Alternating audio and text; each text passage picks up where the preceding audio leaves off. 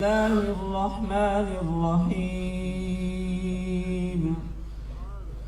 لقد جاءكم رسول من أنفسكم عزيز عليه ما عنتم حريص عليكم بالمؤمنين رؤوف رحيم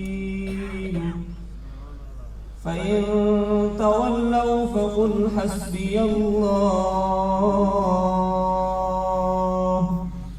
لا إله إلا هو عليه توكلت وهو رب العرش العظيم صدق الله العظيم. ما شاء الله بارك.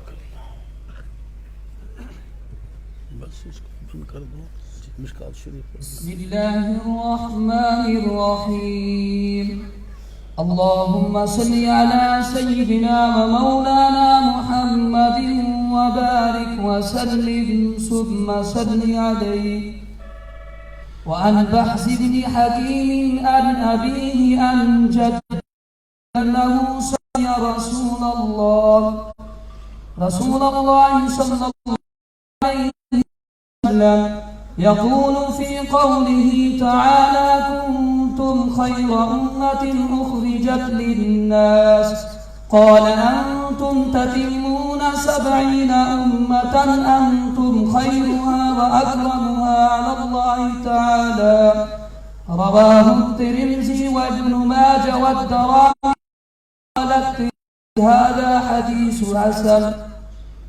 ما شاء الله صحيح بخاري.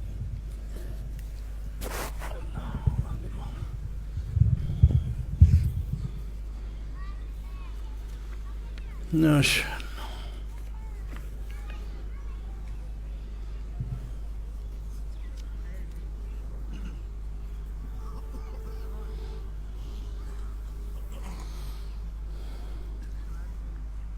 بسم الله الرحمن الرحيم اللهم صل على محمد وعلى آل محمد وبارك وسلم عليه. باب قول الله ونضع الموازين القسط ليوم القيامة وأن أعمال بني آدم وقولهم يوزن. وقال مجاهد والقصاص العدل بالرؤية ويقال القسط المقسط وهو العادل وأما القاسط وهو الجائر. بالسند المتصل منا إلى أمير المؤمنين في الحديث محمد بن إسماعيل البخاري رحمه الله تعالى قال حدثنا أحمد بن أشكاب قال حدثنا محمد بن فزيل وابن القعقاع أبي زكرة عن أبي هريرة رضي الله تعالى عنه قال النبي صلى الله عليه وسلم كلمتان حبيبتان إلى الرحمن خفيفتان على اللسان ثقيلتان في الميزان سبحان الله وبحمده سبحان الله العظيم. بارك الله زادكم الله علما. بسم اللہ الرحمن الرحیم نحمده ونصلی علی رسولہ الکریم اما بعد سند متصل منا الى امیر المؤمنین الحدیث محمد ابن اسماعیل الجوفی البخاری رحمہ اللہ قال حدثنا احمد بن اشکاب قال حدثنا محمد بن فضیل عن عمارة بن القعقاع عن ابی زرعة عن ابی ہریرة رضی اللہ تعالی عنہ وعنہ قال قال النبي صلی اللہ تعالی علیہ وسلم کلمتان حبیبتان الی الرحمن خفیفتان علی اللسان ثقیلتان فی المیزان سبحان اللہ و بحمدہ سبحان اللہ العظیم۔ آپ نے اشتہارات کے ذریعے سے بھی معلوم فرما لیا، ابھی اسٹیج پر بھی بار بار یہ بابرکت مبارک اعلان ہوتا رہا۔ اس محفل میں انتہائی سعادت مندی کی بات یہ ہے، صرف صحیح بخاری کی آخری حدیث کی تلاوت نہیں ہوئی، بلکہ موقوف علیہ کی معتبر کتاب مشکات شریف کی آخری حدیث کی بھی تلاوت ہوئی، اور تفسیر کا آخری سبق اس سلسلے میں بھی قرآن مقدس کی آیت کی تلاوت ہوئی۔ تو یہ محفل تفسیر کی بھی محفل ہے اور حدیث رسول کی بھی محفل ہے۔ ایسی محفل مجلس کسی خوشبخت مسلمان کو ہی نصیب ہو سکتی ہے۔ عام شیخ الحدیث کی بات میں نہیں کہہ رہا، بلکہ محدث اعظم، بلکہ سید محدثین حضرت انور کشمیری رحمہ اللہ مبارک ارشاد ہے ایسی محفل اور مجلس کے بارے میں کہ جس مجلس صرف حدیث رسول کی تلاوت ہو، اور یہاں تو نور علی نور قرآن کی آیت کی بھی تلاوت، حدیثین کی تلاوت، ایک حدیث کی تلاوت بھی نہیں۔ تو جس مجلس میں تفسیر اور حدیث کا درس ہو، بڑی جرات کے ساتھ، یقین کے ساتھ، ایمان کے ساتھ قرآن و حدیث کی روشنی میں وہ ایک بات فرماتے ہیں کہ یہ مجلس عام مجلس نہیں، یہ جنت کی مجلس ہے۔ اللہ نے اپنے فضل سے، اپنے کرم سے، مہربانی سے ہمیں جنت کے ماحول میں، جنت کی مجلس میں بٹھا دیا۔ ایسی مجلس کے آداب بہت ہیں، ایسی مجلس کے بڑے آداب ہیں۔ دین کی کوئی بات بھی ہو اس کا ادب ہے، جب اللہ کا نام بولے، اللہ کے کلام کی تلاوت ہو، رسول اللہ کی مبارک کلام کی تلاوت ہو، تو اس کے ادب کا کیا مقام اور کیا تقاضا ہے۔ اس لیے حضرات فرماتے ہیں کوشش ہو ایسی مجلس میں ادھر ادھر نہ دیکھا جائے، کیونکہ ادھر ادھر دیکھنے سے نعوذ باللہ تھوڑا سا تأثر ملتا ہے کہ رسول طرف متوجہ نہیں ہے، غیروں کو اہمیت دے رہا ہے، کسی اور چیز کے دیکھنے کو اہمیت دے رہا ہے، ہما تن حدیث رسول کی طرف متوجہ نہیں۔ جب تقاضا تو یہ ہے کہ سر سے لے کر پاؤں تک تمام اعضاء ادب ہوں اور دل بھی خشیت سے بھرا ہوا ہو۔ ادب کا تقاضا یہی ہے۔ یاد آ رہا ہے مستورات بھی ہوں گی اس مجمع کے باہر، اور کثرت سے حضرت فرماتے ہیں مستورات ہیں، ان کی ضرورت کی بھی ایک بات میں نقل کر رہا ہوں۔ ایک گھر میں ایک خاتون کا انتقال ہونے لگا، آخری وقت تھا، سکرات موت کے آثار تھے، تو اس کی زبان سے عجیب و غریب قسم کے الفاظ جاری ہو گئے۔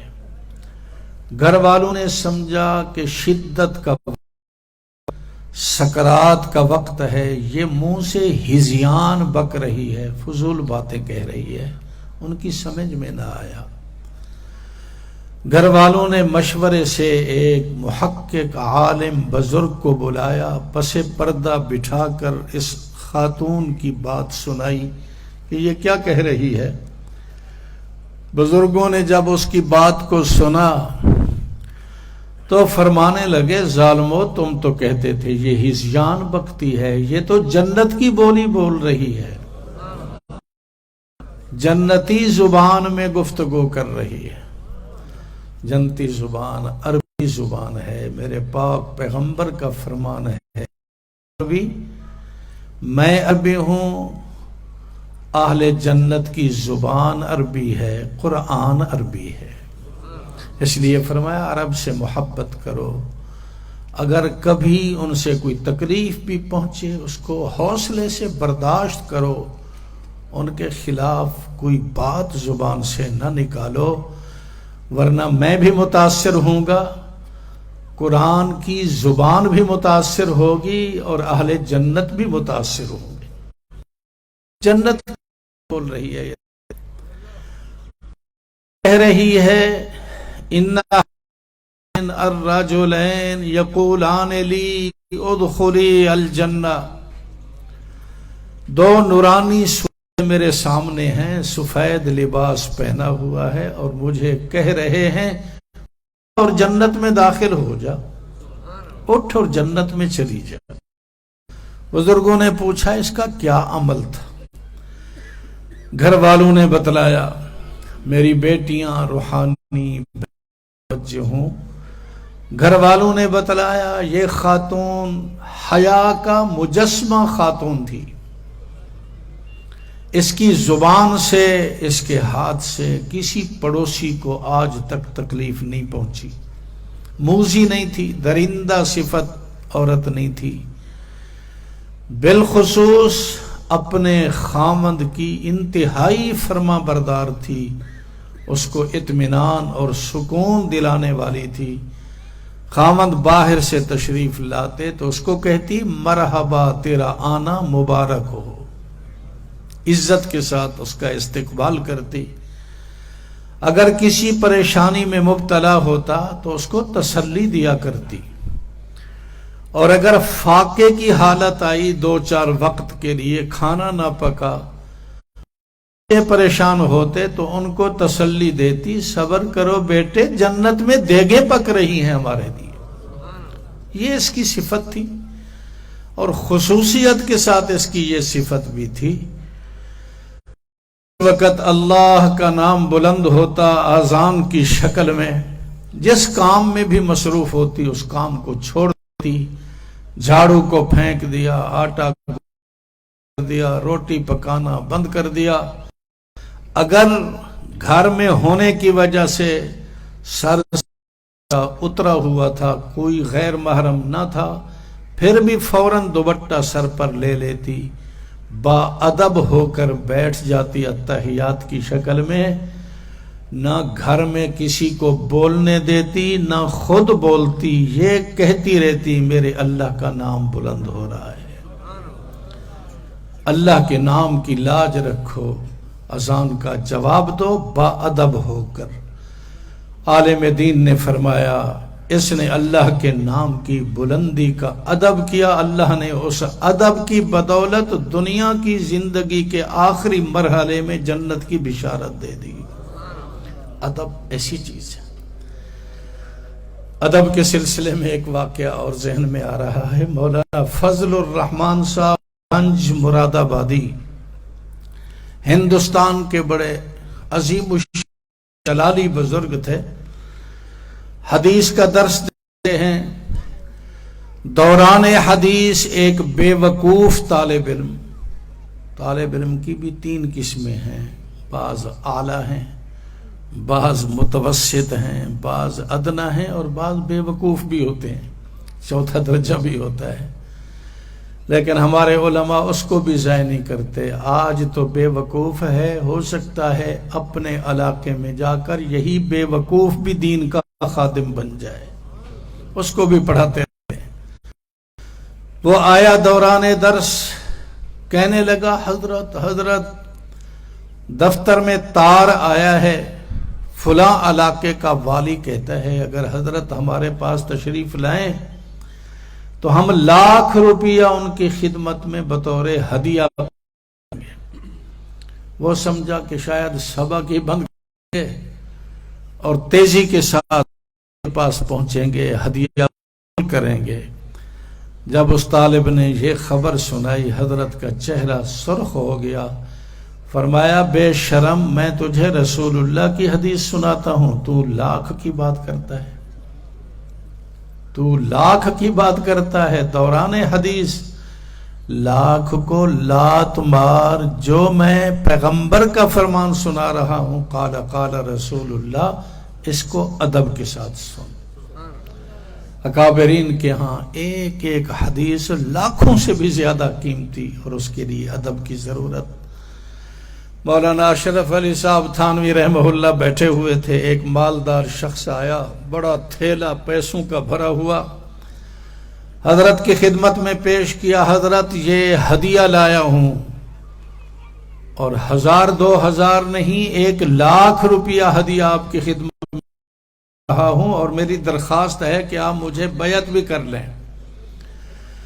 اکابرین کے اپنے اپنے ذوق ہوتے ہیں، حضرت کا ذوق یہ تھا کہ وہ جلدی بیعت کی درخواست کو قبول نہیں کرتے تھے، کہتے آپ آنا جانا رکھیں، مجھے یقین ہو جائے گا کہ آپ سچے ہدایت کے طالب ہیں، آپ کو یقین ہو جائے کہ مجھ سے آپ کو نفع پہنچتا ہے، پھر بیعت کریں گے۔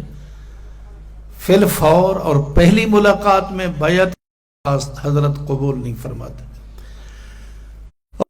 ملاقات میں ہدیہ بھی قبول نہیں فرمایا کرتے تھے۔ حضرت یہ دونوں باتیں میری شرط کے خلاف ہیں، آپ یہ رقم بھی اٹھا لیں اور واپس تشریف لے جائیں، آنا جانا رکھیں، جب طبیعت مل جائے گی پھر بیعت بھی کر لیں گے۔ حضرت نے جب اس کو یہ کہا تو وہ متعجبانہ نگاہوں میں حضرت کو دیکھ کر بڑا تعجب کا اظہار کرتے ہوئے کہنے لگا، حضرت یہ 1,000 روپیہ نہیں، 1,00,000 روپیہ ہدیہ پیش کر رہا ہوں۔ اگلی بات سنیے اس کی، کہنے لگا 1,00,000 روپیہ ہدیہ دینے والا مرید آپ کو زندگی بھر کبھی نہیں ملے گا، آپ قبول کر لیں۔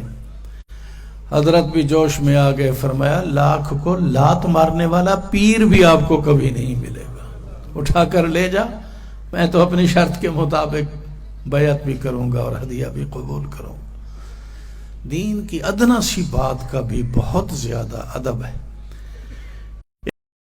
وقت شاہ دلف ایک حدیث کو حاصل کرنے کے لیے ایک محدث کی خدمت میں گیا۔ حضرت عیسیٰ ابن عقبہ بڑے محدث تھے، اپنے گھر پر تشریف فرما تھے۔ اس نے بے وقوفی یہ کی، اپنے ارکان دولت کو بھی ساتھ لے کر گیا، بڑے شاہانہ انداز میں، ٹھاٹھ باٹھ کے انداز میں جا کر دروازے کو دستک دی، اور خوش آمدیوں نے زور سے آواز دینی شروع کر دی، مولوی صاحب جلدی تشریف لائیں، آپ کے دروازے پر شہزادہ دلف موجود ہے، بادشاہ وقت موجود ہے، آپ جلدی تشریف لائیں۔ حضرت کسی دینی کام میں مصروف تھے، اطمینان سے اس کام سے فراغت پائی، خشک روٹی کا ٹکڑا چادر کے ایک کنارے میں باندھا، باہر تشریف لائے اور اس روٹی کے ٹکڑے کو سامنے کیا شہزادے کے، فرمانے لگا جو شخص خشک روٹی کے اس ٹکڑے پر کفایت کرنے کا عزم رکھتا ہو، شہزادہ دلف کی اس کے ہاں کوئی حیثیت نہیں ہے۔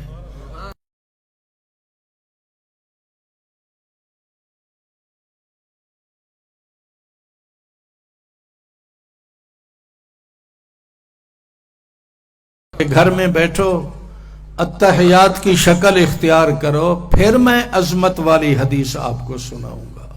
واپس بھیج دیا۔ بہت ادب ہے۔ آپ دیکھ رہے ہیں ان خوبصورت شکلوں کو، ہم تو آپ کو دیکھ رہے ہیں، آپ ان خوش قسمت طلباء کی خوشی میں شریک ہو کر خود خوشی محسوس کر رہے ہیں۔ آپ کے چہرے نظر آ رہے ہیں، ان کو خوشی کے حاصل ہو، آپ اس کا اندازہ نہیں لگا سکتے۔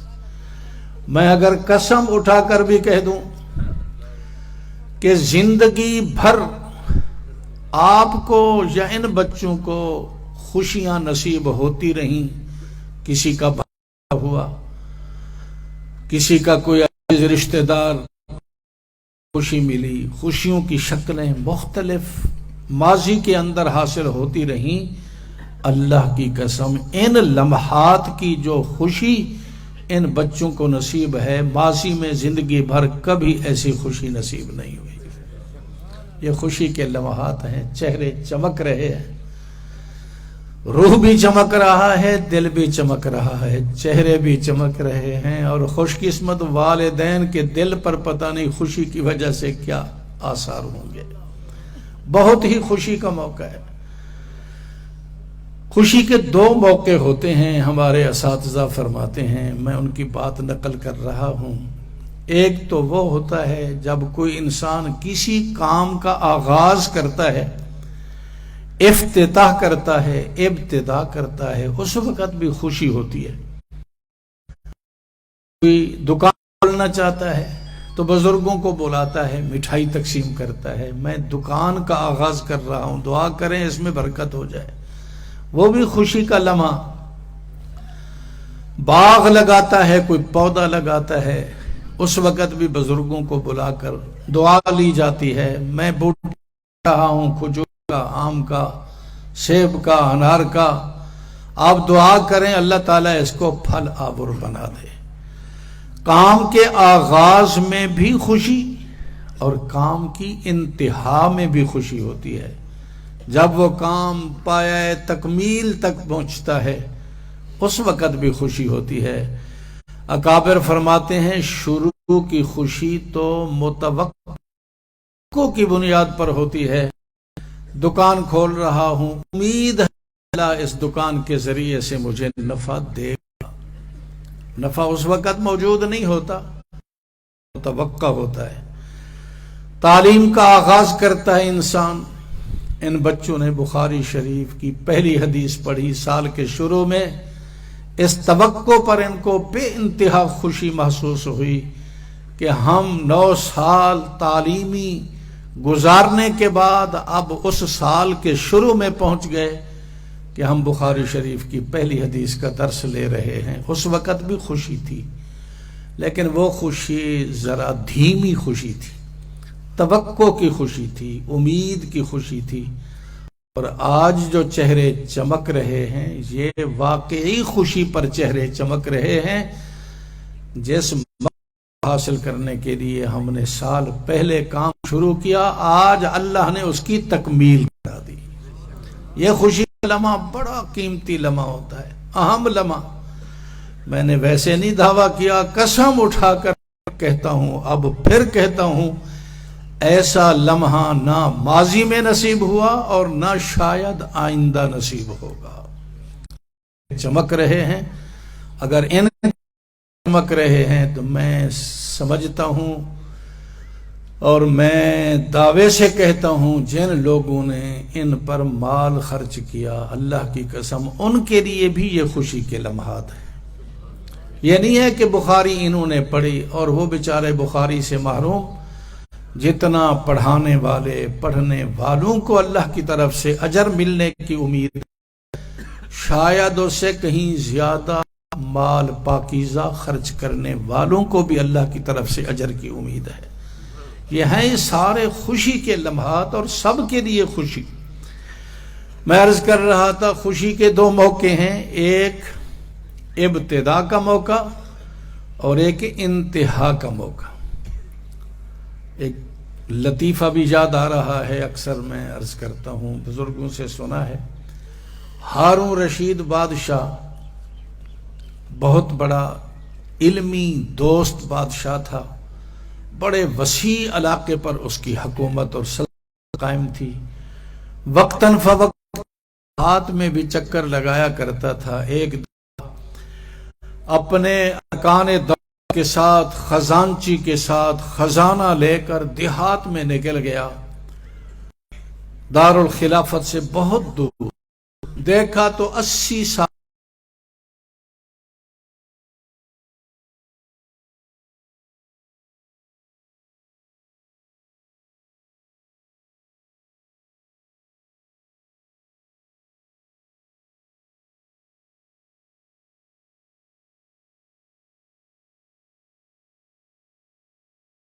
کیا حرکت کرتا ہے تو کھجور کا یہ پودا تو 15-20 سال کے بعد پھل دے گا، اور تو چند دنوں کا مہمان معلوم ہوتا ہے۔ آپ اس پودے کا پھل نصیب نہیں ہوگا۔ یہ فضول حرکت ہے اور فضول محنت اور مشقت اٹھا۔ اس نے جو رمبا وغیرہ تھا وہ رکھ دیا، سر اٹھا کر کہا جناب اگر آپ کے اصولوں کے مطابق لوگ زندگی گزاریں گے تو کسی کو بھی کھجور کا پھل نصیب نہیں ہوگا۔ میں آج پودا لگا رہا ہوں، ہو سکتا ہے اللہ میری ہی عمر بڑھا دے اور مجھے اسی پودے کا پھل نصیب ہو جائے۔ اللہ سے کوئی بعید نہیں، اپنی قدرت کاملہ سے میری زندگی بڑھا دے، لیکن بالفرض اگر میں مر گیا تو یہ کیا پودا پھر پھل دے کر پھل گراتا رہے گا؟ کوئی بھی مسلمان کھانے والا نہیں ہوگا۔ میری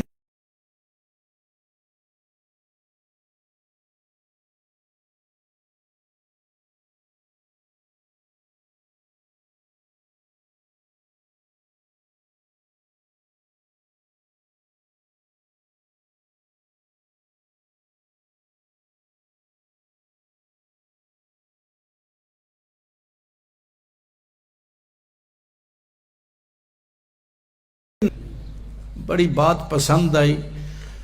ہارون رشید کی عادت تھی جو بات اس کو پسند آ جاتی تو وہ کہا کرتا ہاں جی بڑی مزے کی بات ہے، صحیح بات ہے، اچھی بات ہے۔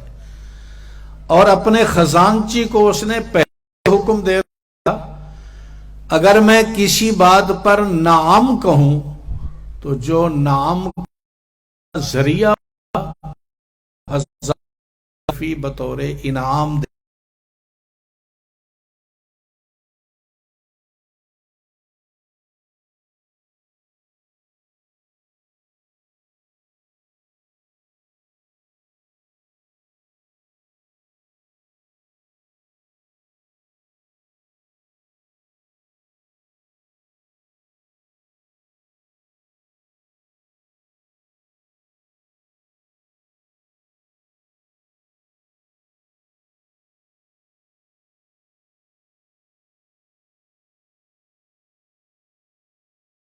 نہیں ہوگا، میں نے پودا لگایا ہی نہیں، اللہ نے پھل تو مجھے دے دیا ہے۔ 1000 اشرفی کی شکل میں، شاید ساری کھجور کے اس پودے کو بیچ ڈالتا تو مجھے اتنا اشرفیاں نہ ملتی، لگانے سے پہلے اللہ نے مجھے یہ انعام دے دیا۔ ہارون رشید نے کہا نعم، واقعی آپ کو تو پھل مل گیا۔ خزانچی نے ایک اور 1000 اشرفی نکال کر بوڑھے میاں کے ہاتھ میں رکھی۔ ہارون رشید صاحب جانے لگے، بڑے میاں نے کہا ایک اور بات بھی سن کر جاؤ بوڑھوں کی۔ وہ گھوڑے سے اترے، فرمایا کائنات میں جتنے بھی باغیچے ہیں سوائے اس باغ کے جس کو محمد الرسول اللہ نے لگایا تھا، باقی ہر باغ سال میں 1 مرتبہ پھل دیتا ہے، میرے اس پودے نے لگنے سے پہلے 2 مرتبہ بھی پھل دے دیا۔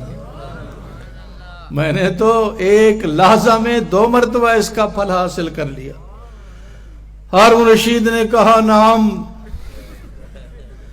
جو ہی اس نے نعم کہا، خزانچی نے اور 1000 اشرفی نکال کر بوڑھے میاں کو دی اور آ کر ہارون رشید کو کان میں کہنے لگا جلدی کرو گھوڑے کو دوڑ، بوڑھا تو تیرا سارا خزانہ خالی کر لے گا۔ بھئی ایک وقت ہوتا ہے پودا لگانے کا اور ایک وقت ہوتا ہے پودے سے پھل کھانے کا۔ آج اللہ نے ان کو بخاری کا وہ پودا جو شروع سال میں لگایا تھا، آج اس کا پھل ان کو نصیب ہو رہا ہے۔ پتہ نہیں کتنے اولیاء اللہ کے دست مبارک سے ان کے سروں پر ہاتھ پھیرا جائے گا۔ حضرت شاہ صاحب تشریف فرما ہوں گے، مولانا قاضی عبدالرشید صاحب ہیں، اور بڑے بڑے علاقے کے بزرگ ہوں گے، خود ان کے اپنے استاذ محترم جن کی وساطت سے یہ حضور صلی اللہ علیہ وسلم کے تقریباً 27 درجے میں یا 28 درجے میں حضور کے شاگرد بن چکے ہیں، اور ان کے واسطے سے تمہیں بھی مبارک ہو، آپ بھی 28 واسطوں سے بچے نے عبارت کی، اپنے استاذ سے سنی، ان کے استاذ محترم نے اپنے استاذ سے سنی، یہ سلسلہ چلتے چلتے ابو ہریرہ تک پہنچا، اور ابو ہریرہ نے یہ الفاظ خود اپنے کانوں سے جناب محمد الرسول اللہ سے سنے۔ ابو ہریرہ پہلا شاگرد ہے جناب محمد الرسول اللہ کا، اور آپ سب حضرات 28 درجے بعد حضور کے شاگرد بن چکے۔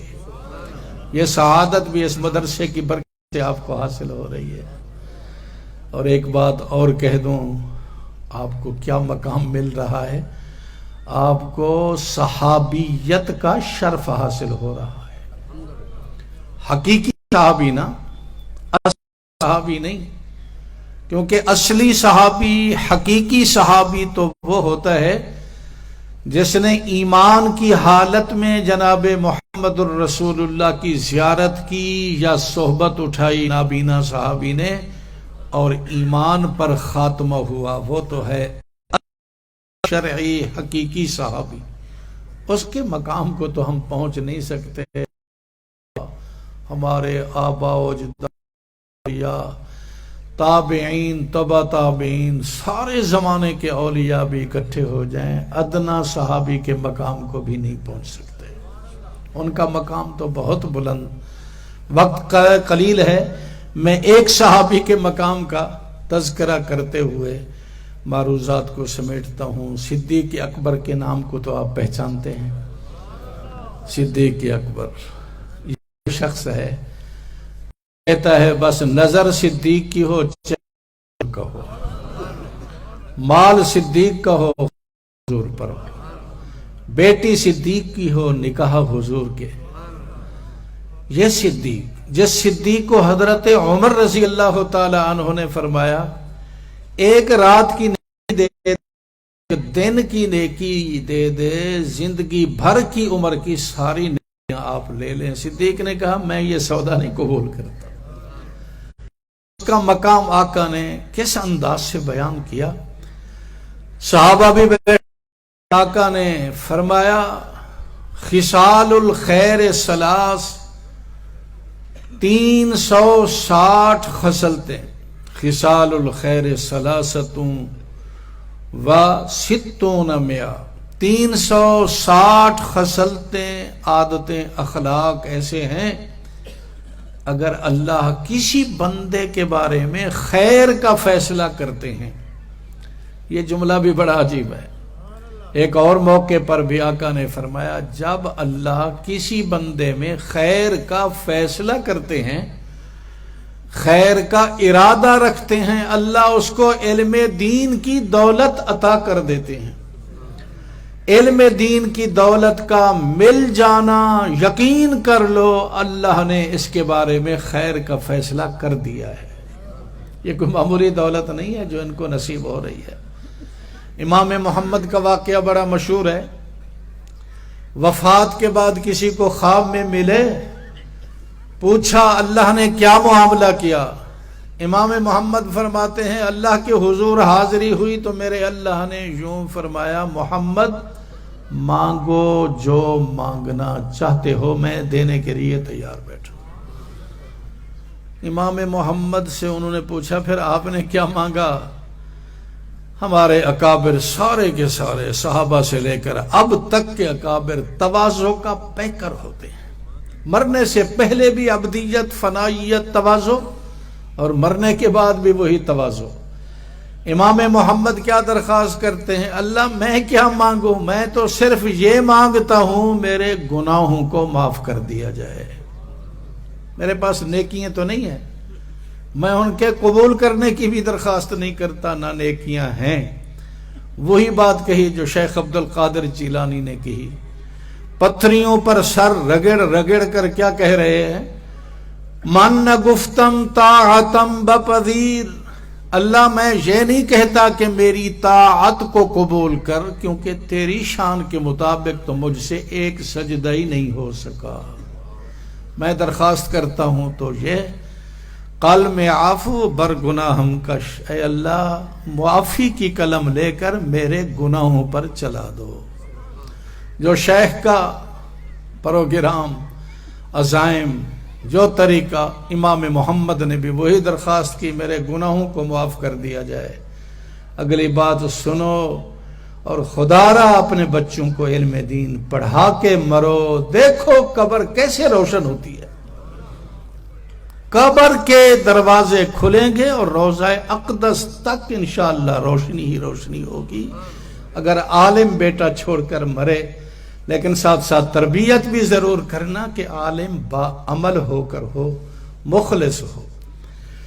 اللہ اکبر۔ امام محمد کو اللہ نے کیا جواب دیا جب انہوں نے درخواست کی میرے گناہوں کو معاف کر دیا جائے؟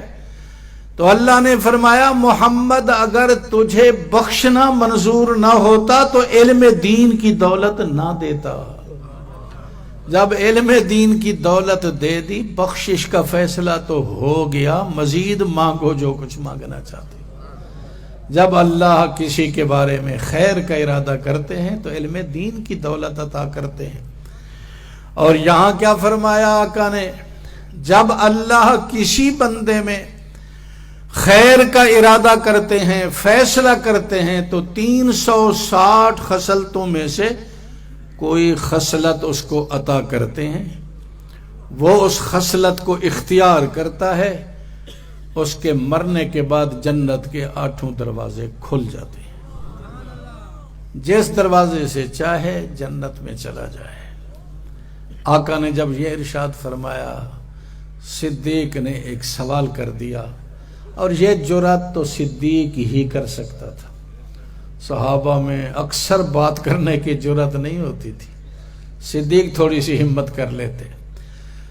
عرض کرتے ہیں اے اللہ کے نبی، میری ساری زندگی آپ کے سامنے، ذرا مطالعہ کر کے مجھے بھی ارشاد فرمائیں، میرے اندر ان 360 خصلتوں میں سے کوئی خصلت آپ محسوس کرتے ہیں، تاکہ میں اس خصلت کی بنیاد پر جنت کا امیدوار اپنے آپ کو سمجھ لوں۔ ویسے تو جنت کی بشارتیں بھی مل چکی تھیں، لیکن صحابہ کوئی سوراخ چھوڑنے کے لیے تیار نہیں تھے، کسی طریقے سے جنت کے داخلے کی شکلیں۔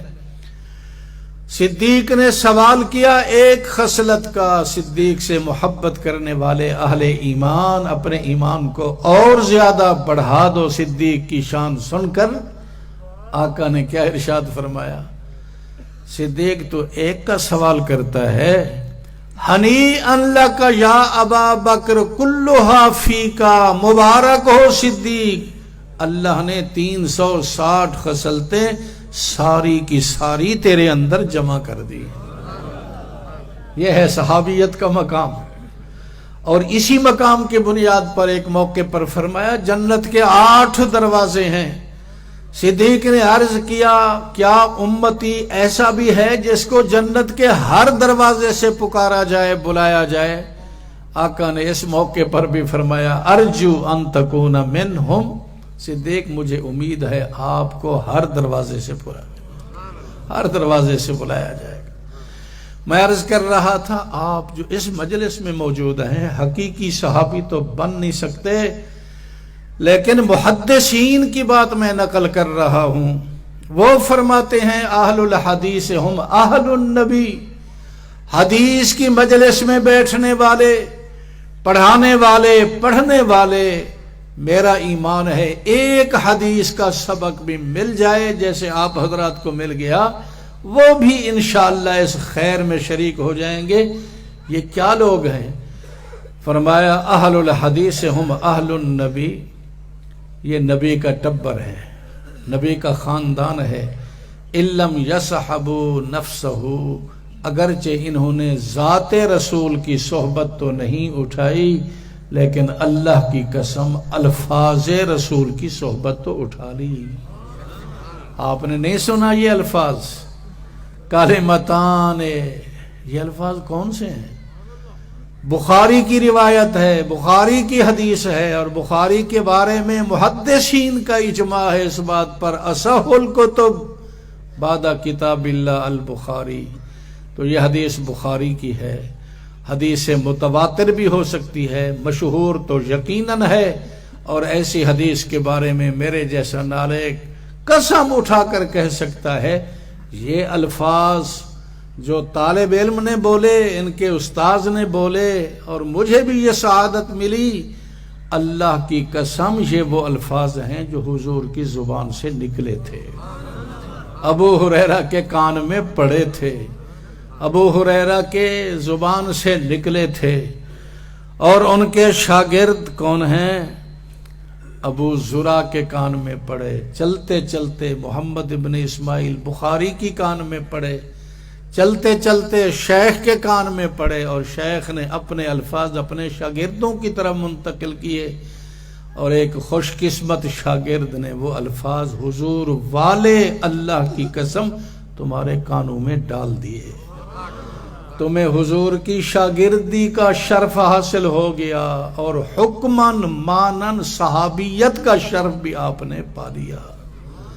اس مجلس کی لاج بھی رکھنی ہے، مجلس کی لاج یہ ہے کہ اس نور کے حاصل ہونے کے بعد اب تمہارے کانوں میں گانے کی آواز نہیں آنی چاہیے، فیصلہ کر کے جائیں، ایسی مجالس سے کچھ سبق بھی سیکھ کر جائیں، سبق بھی سیکھ کر جائیں۔ حدیث پاک میں آتا ہے اللہ تعالیٰ ایک دن جنت میں میدان لگائیں گے، انبیاء کو بلائیں گے، انبیاء کی تلاوتیں سنائیں گے، باری باری ابراہیم علیہ السلام صحیفوں کی تلاوت کر رہے ہیں، داؤد علیہ السلام زبور کی تلاوت کر رہے ہیں۔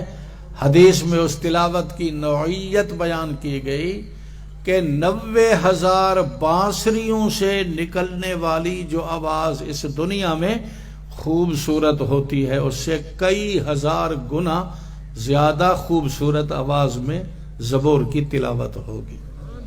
لطف اٹھا رہے ہوں گے اہل جنت، چلتے چلتے حضرت موسیٰ، حضرت عیسیٰ سب تلاوت کریں گے، اور آخر میں نبیوں میں جناب محمد الرسول اللہ کی تلاوت ہوگی۔ آخر میں اللہ فرمائیں گے مجھے بھی سننا چاہتے ہو میری تلاوت بھی، حتیٰ کہ اللہ پاک بھی سورہ رحمان کی تلاوت کریں گے۔ پوری جنت میں ایک عجیب سما ہوگا، جنت کے درخت بھی ہل رہے ہوں گے، پتے بھی ہل رہے ہوں گے، دروازے بھی بج رہے ہوں گے، لیکن حدیث میں آتا ہے یہ آوازیں جنت کی انہی خوش قسمت لوگوں کو ملیں گی جو دنیا میں گانوں سے اپنے کانوں کو محفوظ رکھتے ہیں۔ اللہ ہم سب کو توفیق عطا فرمائے۔ وآخر دعوانا الحمدللہ۔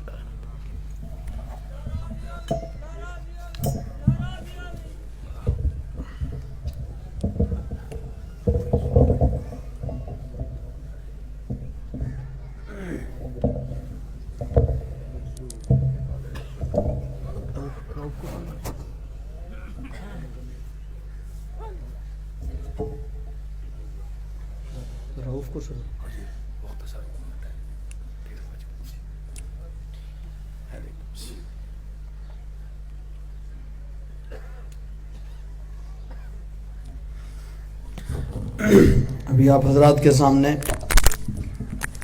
ہمارے علاقہ کے مشہور و معروف